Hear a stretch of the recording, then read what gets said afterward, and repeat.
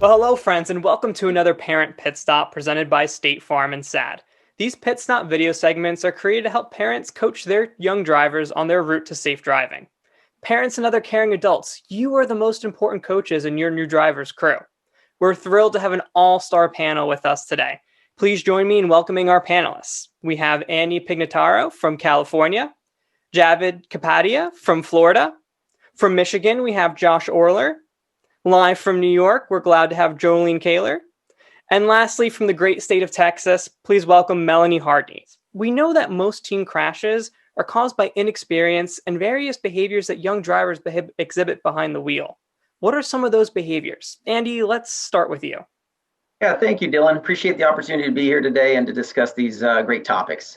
So yes, there are several behaviors that can contribute to teen accidents today. The one I'd like to focus on would be impaired driving. So starting in the early 1980s, which I believe is in and around the time that SADD was founded, there were many in the public health community that started to work very hard on educating the public on the dangers of alcohol impaired driving.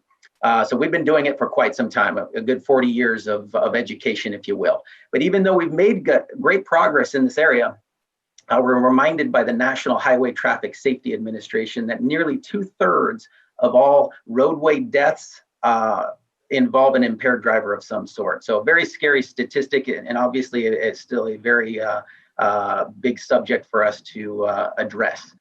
We all know that teens are especially vulnerable. They deal with peer pressure and temptations on a daily basis. And when you couple that with the fact that we're in an opioid crisis and there's a general misconception by teens of other drug use, we still have a very serious issue to maintain here and to educate our young drivers about. So all in all, it is preventable. Impaired driving is preventable. As adults, as State Farm agents, as parents, we need to continue to educate our young drivers on the dangers of alcohol, drug, and impaired driving as a whole. Thank you. Well, I wanted to talk about the importance of seatbelt usage. I was a former claims adjuster, and I handled thousands of claims over the years, and so many involved fatalities. And mainly, they could have been avoidable type serious accidents if somebody were wearing a seatbelt. And that's what I want to talk to you guys about today is the importance of seatbelt usage. In 2018, 50% of the teens that lost their lives on the roadways across the country were unbelted. It's a technology that exists today and one that can be used.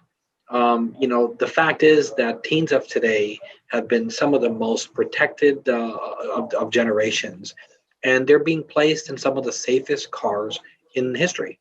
Yet now, teen drivers, there's a misconception that you don't need to wear a seatbelt. However, parents need to set that example, and it's never too early to begin that process. I have a 7-year-old and a 3-year-old, and that's the first thing that they know is buckle up before before we get out of that driveway. So again, I encourage parents to continue to have these conversations while their kids are still in their car seats to make sure that they always buckle up.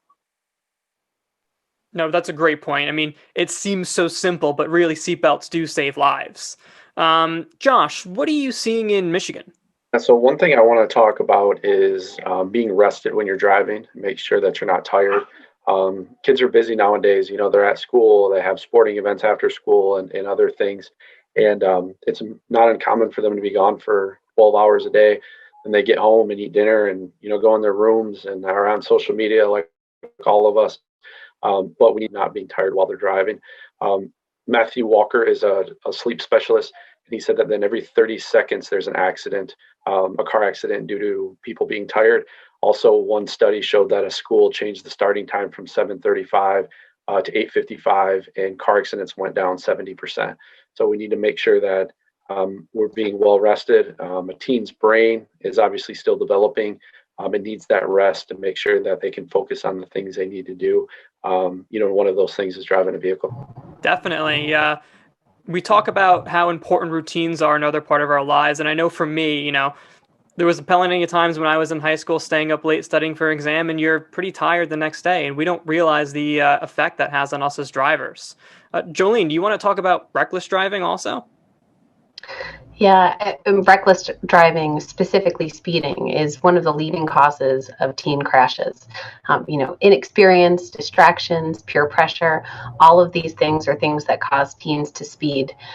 Rural areas where there isn't as much police presence, there isn't that preventative measure for teens of not speeding, and they don't necessarily comprehend the risk behind speeding, that it's a potential cause of crashes. They have that fear of getting a ticket from a police officer, but they don't necessarily see the big correlation between high speeds and high risk for crashes. Their brains aren't fully developed yet, so they aren't able to recognize their behavior as a big risk.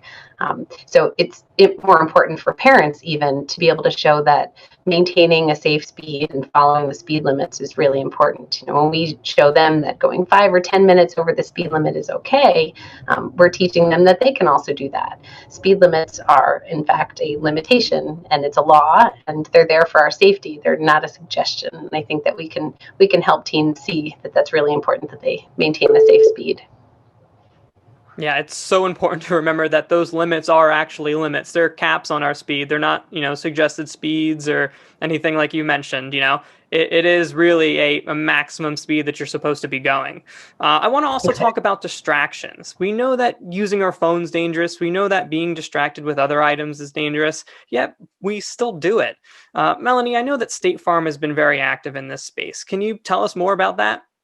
Yeah, absolutely. So they've just released some simple insights articles regarding this. And while we've always known that texting and driving was, a thing a distraction, it's also really evolved more now into mobile usage.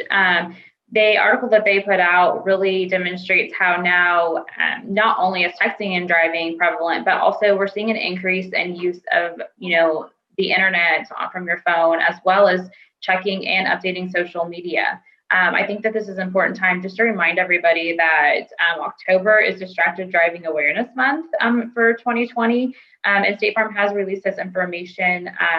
And hopefully SADD Nation will take a few moments to review that information and share it on social media as well. For sure. And it's nice to have an entire month that we can really bring this issue to the forefront of our minds, even though it is an omnipresent issue all times of the year. October is really a time to really dedicate ourselves to making sure that we minimize the risks that it poses. I want to stick on this topic of distractions, actually. I think we can actually bundle them into several different categories. Andy, what would you say? You betcha. Thanks, Dylan. So I'll piggyback a bit off of what Melanie had stated, and I'll stick on the distractions of technology. As she stated, smartphone usage has evolved over the years. We've always had an issue with texting and driving, but nowadays it's evolved into more than that. These smartphones now give you the capability of getting on the internet. It allows you to access web-based applications, including social media. Even beyond that, we have to deal with these newer vehicles that offer technology that will allow you to access your phones on the dash or control panels. So all kinds of distractions are available as it pertains to technology these days. Cell phone usage is more dangerous than ever, but we still do it. And as parents, we need to make sure we're modeling proper behavior. And when we get in the phone with our young drivers, we need to make sure we're putting our phones out of reach, whether that be in the glove compartment, the trunk, whatever you think is going to be safe as you use your vehicle. Javid, anything else you want to add on distractions? Yeah, Dylan, thank you. I'd like to talk about just the importance of, the dangers, of eating and drinking in the car. We all do it. We grab those French fries or that coffee, or, I'm very guilty of losing that cap of my water bottle. So all of these are just, these are distractions that are just, too dangerous to risk. For sure. It seems so small and insignificant in the moment, but you don't realize what an impact that it could have on the safety of you driving. Josh, what are other types of distractions that drivers might face when behind the wheel? Kind of like he had mentioned, reaching for things. One of the classic ones is reaching for your sunglasses. That's a distraction. Your brain's thinking about what you're reaching for, not where you're driving.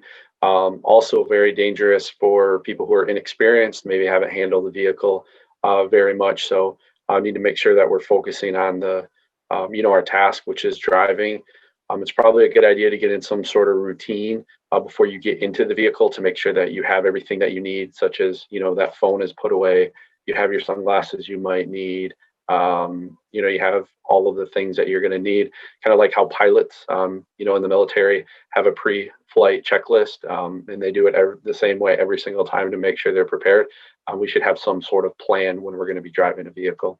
Yeah, a lot of minimizing distractions comes down to being prepared. Jolene, what else might drivers do in a car that can cause distractions? I think a big one is changing the radio, or nowadays changing your playlists on your phone or the satellite radio and everything that are in the new cars. There's so much different technology, and it can be such a distraction because the buttons are all over the place. And anytime you have to look off of the road, you're going to have a higher likelihood of getting into an accident because your eyes aren't where they're supposed to be. So, if you're shuffling between your phone and satellite radio or the regular radio, CD players, things like that, all of that can cause a risk for young drivers who aren't, again, they're not used to doing these things. So they haven't yet built the skill of multitasking while driving. All of these additions to technology, though some of them can be very helpful and safe for us, a lot of them can also cause additional distractions. I think with the new technologies that are in the new cars, it's important that parents teach their young drivers how to best use them. If there's hands-free, changing the stations on the steering wheel, either talking to your smartphone and telling it to change a station rather than having to reach down and touch it, using those new advances in technology to help our young people drive a little bit safer with less distractions is a good way to go. Yeah, everyone loves music, but we have to make sure that we're listening in a responsible and safe way. Melanie, is there anything else that we might find in a car that could be distracting for the driver? So, absolutely. I think just as a mom, it's something that I experience every day with kids in the back seat, and especially for new drivers, just kind of really limiting the number of passengers can really help teen drivers. As you increase passengers, you also increase the likelihood of getting into a crash. Teens are all about having fun, and that can often distract the driver. So really just minimizing the distractions in the car with the number of passengers that you're able to drive with is a big deal. Yeah, definitely. And honestly, everything that you guys have mentioned has given us a lot to think about. As we wrap up, I'd be curious, what's one piece of advice that you'd give to a teen driver as they take to the road to remain distraction-free? Melanie, I'll actually shoot it right back over to you.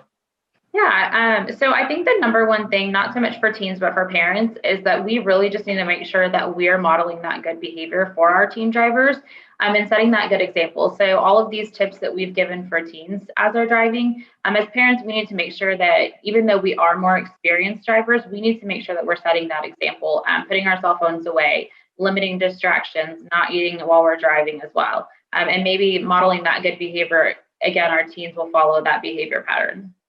Yeah, definitely. The importance of role models can't be understated when we're talking about driving. Jolene, what else? What else can we tell teens to keep them safe behind the wheel? I think that one of the really important things that we can do is realize that driving in the car is an opportunity for us to disconnect, that we don't have to be multitasking. We don't have to be thinking about the next thing that we're going to be doing when we get to our location. To be able to take a step back, put on one station on the radio, and just kind of chill when you're behind the wheel and not worry so much about multitasking and doing a bunch of things while driving. Yep, driving can be an enjoyable experience in and of itself without all of those extra distractions that make it unsafe. Josh, what other advice could you offer? I think we just need to make sure we're focusing on the reason that we're driving, and that's to get from point A to point B safely. So while you're driving, focus on driving. And also, if you're a teen, if you're 16, 17 years old, you're not an adult yet, but driving a vehicle is an adult thing, and there can be, consequences if something were to go wrong, and, people can get hurt and obviously pass away if it's bad enough. So let's just focus on the main reason we're driving and using this vehicle, and that's get safely from point A to B, and you should have good luck with that. Yeah, get safely from point A to point B. That's the reason why you get behind the wheel in the first place. Javed, what other advice could you give to teen drivers? We live today in a day of distractions, and our phones are the biggest piece of distraction from, getting phone calls to getting text messages. It's human nature. I mean, as soon as you get a text message, you want to check it, you want to look at it, and it's just too dangerous. You're on the road. You can be distracted for a second or two, and that could be disastrous. So just I recommend, and I do it myself now over the last several months. I get in the car, I put my phone in the glove box, or I'm sorry, my center console, and then I just kind of forget about it.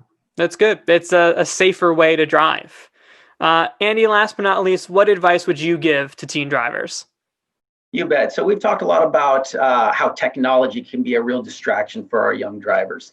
And what we need to also remember is that this technology can be an advantage as well. So make sure that you are taking advantage of the do not disturb feature that all of these smartphones offer. It allows you to prohibit any text messages that coming in while you're driving.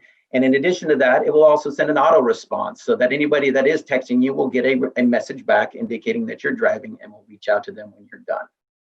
Yeah, just like we've talked about today, we often think about technology as the source of a lot of these problems, and it is, but there's a lot of ways that we can use technology to help keep us safe as well. So I appreciate all of you guys' tips. I appreciate all of you guys for joining us today. I just want to thank you all again, our esteemed panel from State Farm, and of course you, SADD Nation, our followers, for helping us share the rules of the road. So that about does it. That's all the time we have today. So make sure you be safe every trip, every time. See ya.